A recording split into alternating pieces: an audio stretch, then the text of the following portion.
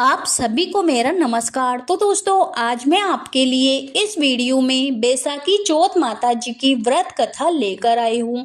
तो प्रेम से बोलिए चौथ माता जी की जय हो। दोस्तों, एक समय की बात है। एक गांव में एक बुढ़िया माई के एक गवालिया बछालिया नाम का बेटा था। बेटा गांव की गायें चराकर घर का खर्चा चलाता। उसकी माँ चौथ माता जी का व्रत करती। वह बैसाखी चौथ को चूरमे के 5 लड्डू बनाती।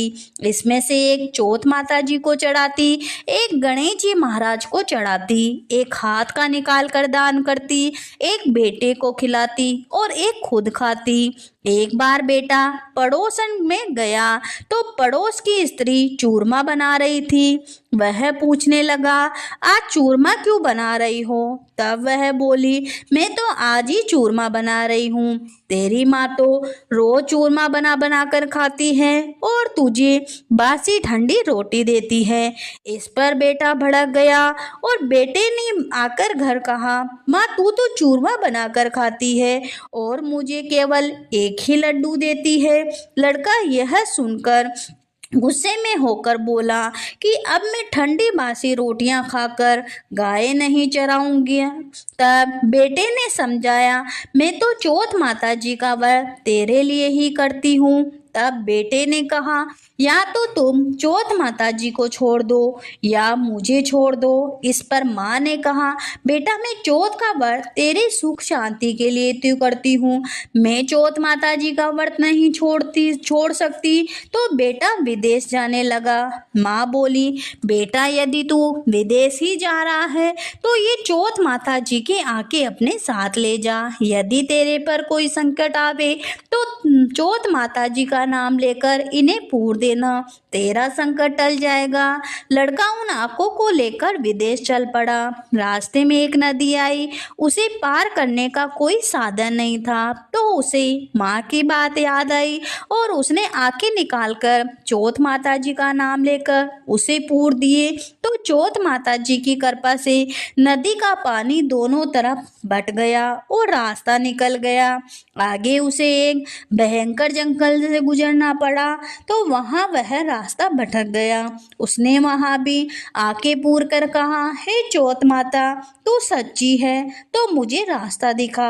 इतना कहते ही उसे रास्ता मिल गया। आगे वह एक गांव में पहुंचा।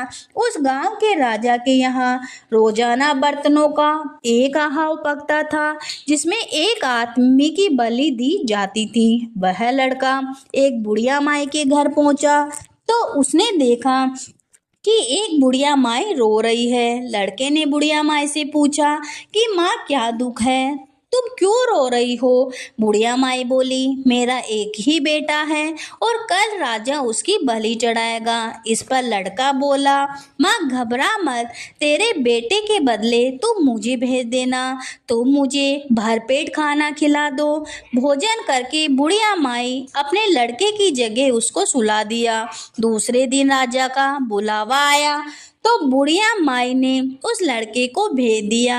राजा के नौकर उसे ले जाकर आहाव में चुनने लगी तो वह आके पूर कर जल का कलश लेकर बैठ गया और बोला, हे चौथ माता मेरा संकट टालना। आहाव चुन कर आग लगा दी। महीने भर में पकने वाला आहाव एक दिन में पक गया। यह जानकर राजा को बड़ा आश्चर्य हुआ।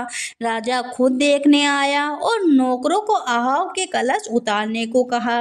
नौकर कलश उतारने लगे तो अंदर से आवाज आई, बर्तन धीरे उतारना। आवाज सुनकर सभी आश्चर्य में पड़ गए।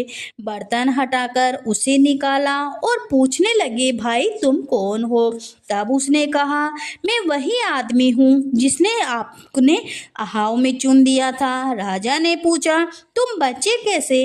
तो उसने कहा, मेरी माता चौथ माता जी का व्रत करती है, मुझे चौथ माता ने ही बचाया है। तब राजा ने 2 घोड़े मंगवाए, एक पर खुद बैठे और दूसरे पर उस लड़के को बिठाकर उसके हाथ पैरों जंजीरों से बांध दिए और कहा, यदि यह जंजीरें खुलकर मेरे हाथ पैरों में आ जाए तो मैं तेरी चौथ माता को सच्ची मानूंगा।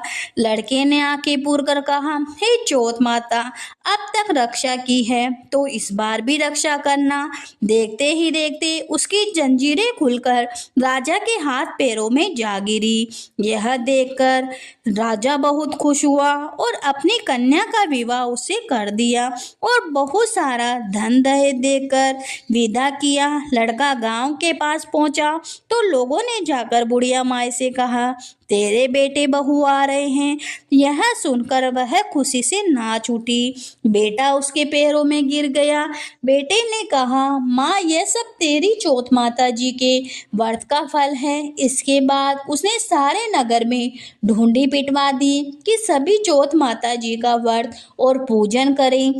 राजा ने भी कहलवा दिया कि सब चौथ माता जी का व्रत करेंगे। हो सके तो 12 महीने की नहीं तो 4 चौथ का व्रत तो अवश्य करें। तो प्रेम से बोलिए चौथ माता जी की जय हो।